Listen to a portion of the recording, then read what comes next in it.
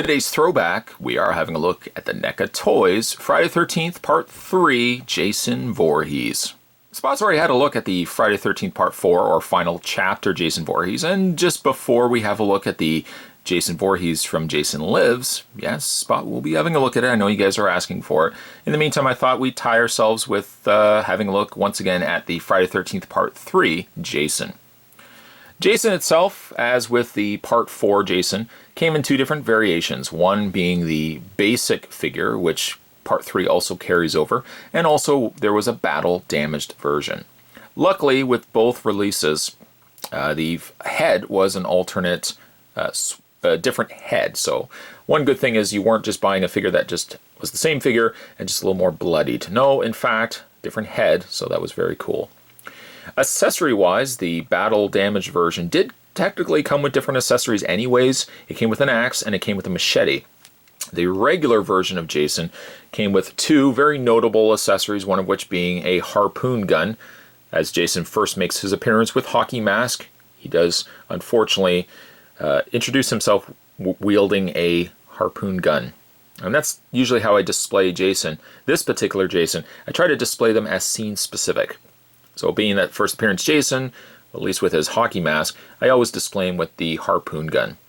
And the harpoon gun I think turned out really nice. Not much to it, it's basically just all black with a little bit of silver deco on the top, and of course the actual bands themselves attaching itself to the harpoon. The other accessory, that being the machete. And the machete just black handled, although I like the coloring of the metal. It's almost more of a realistic metal than some of the other attempts at machetes in the past. Usually they always go excessively silver that ends up not looking very real. This, on the other hand, I think does a very good job of looking like a real metal blade. Moving those to the side, okay, let's have a look at Jason. Jason from Part 3 to Part 4 really doesn't change all that much. I guess the one thing I noticed the most about Part 3 Jason is that he had very big, poofy shoulders, very big, stocky shoulders, kind of giving him that more lunging over look that I think this figure translates well. The hockey mask, also a very common now staple by this point, Part 3 onward, he now is carrying the hockey mask. The hockey mask is not bad, although I think at the time that I first initially looked at the figure, I felt like the hockey mask eyes weren't quite centered. It was like it was sculpted a little awkwardly. Maybe even giving a second look, I kind of feel the same way. There's something about the hockey mask I'm not super crazy about. Of course, it's now missing, or has not yet has the gash at the top there. That will come later on as we have a look at the battle damage version. But in the meantime, I think that the paint on the mask is good. It could have been a better mask, yes, but I think the mask is still pretty good. You would probably be correct to expect that the mask is removable. Let's go ahead and take the mask completely off. I mentioned this with other videos as well. Be careful taking these masks off because the plastic straps can be very easy to remove from the front actual hockey mask itself. Let's just go ahead and take the mask off. And there's a better look at the hockey mask. Maybe you can see what I'm talking about. I'm looking at it, I'm thinking maybe it's kind of like Shannon Doherty's eyes. I feel like the eye hole on the right side of the screen, looks like it probably could be the correct placement. The one on the left, however, is a little bit lower. And I don't know if they did that to fit the profile of where his eyes would sit, but I wish maybe this eye was just a little bit higher. As a result, it kind of looks like Shannon Doherty. Don't believe me? Look up Shannon Doherty's face. It's gruesome. It's not as gruesome as Jason, but it's pretty gruesome with that crooked eye. So there's the mask right there. And by the way, if you are also wondering, the inside is slightly sculpted to hold his nose, but it's not conformed exactly to the shape of his face. So there's the hockey mask. Putting that to the side, and let's have a look at his face. Now, some figures, as again, when I display them, maybe you display them differently, but when I display them, I tend to display them specific to the scene in which that figure I would take that figure from. In the case of Jason, this particular Jason, I usually keep the mask on and I usually have him displayed with a harpoon gun angling it towards you. When it comes to the battle damage Jason, well, that gets a little more exciting. I usually have the mask up when he's first pulling himself off the noose. I usually have like the mask, you know how it mask slightly comes up. I tend to have Jason sometimes like that, or sometimes I just take the mask completely off.